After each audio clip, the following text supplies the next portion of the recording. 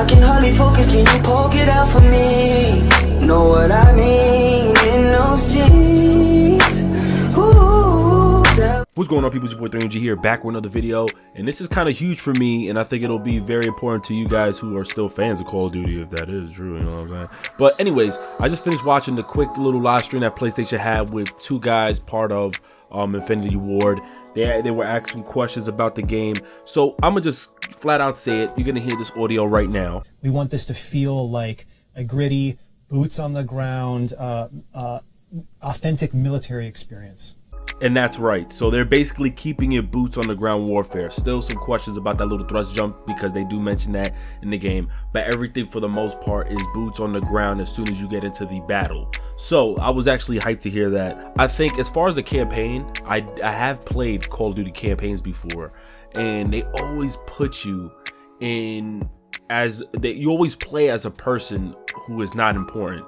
And it's either a rookie or a soldier who may have a name, and then somehow you just end up being the hero. You just be part of the task force. But this time you're playing as a person of importance, a leader basically, and you really have more responsibility. So I don't really want to get too much in depth with the campaign because I know some people just don't give a shit.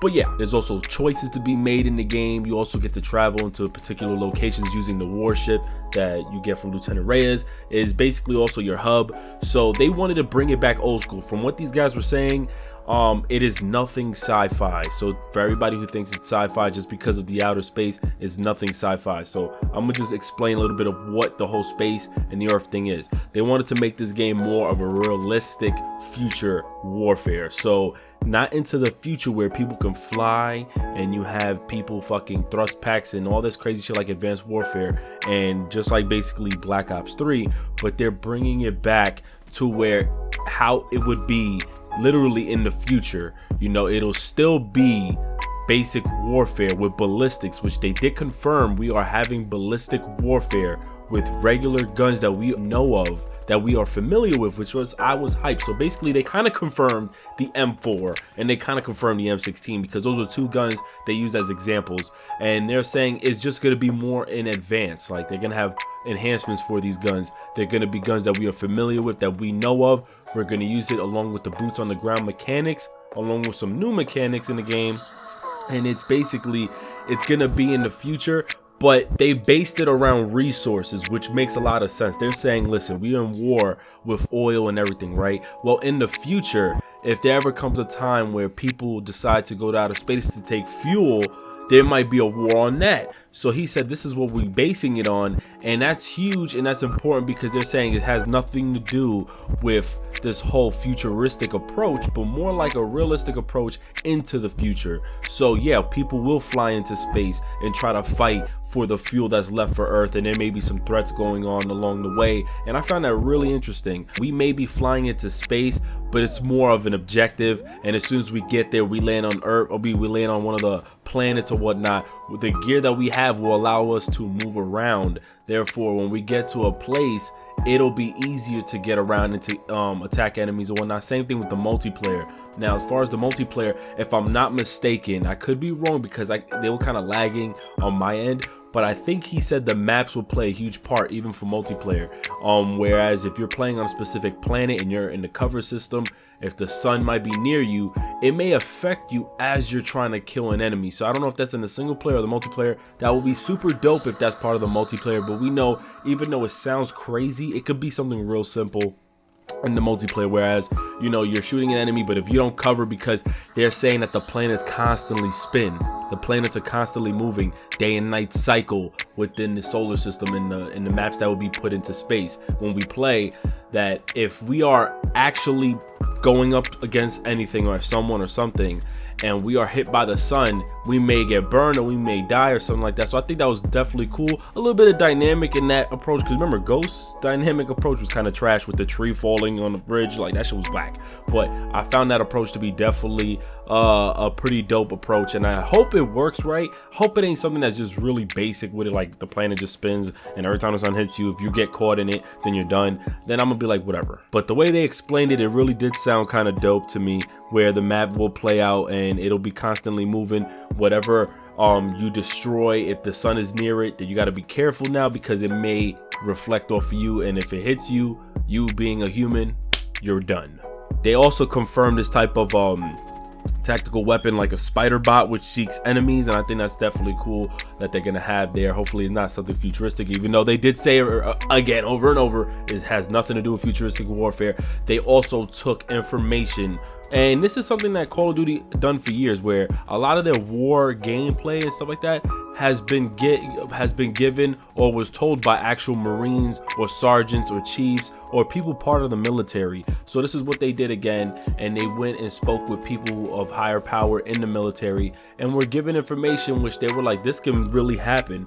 If this was the case where fuel was big in outer space and there was a fight for whoever can own that fuel or take that fuel, then you know there will be a big war on that. So that's the approach they went into. I just wanted to mention that again. I'm actually happy they did confirm this, but they also said there's no aliens involved. It's just a large scale of ground warfare, and they did quote future war, old school fight. So basically they're still keeping your boots on the ground for the most part. They're saying you will get a couple of here and there tweaks, but it's nothing compared to boots on the ground warfare just taken into the future. And people assume that the word future means fucking spacecraft. No, the future is where we at now. Remember in 1999 they said in the future we'll have flying cars. No, we in the fucking future, you know what I mean? So they're just really saying years later this will be the same kind of tactic, old school, where it's you, your soldiers, your buddies, your guys, your partners, and you're really going up against this war. They really try to embrace the fact that it has like this World War II along with like war stories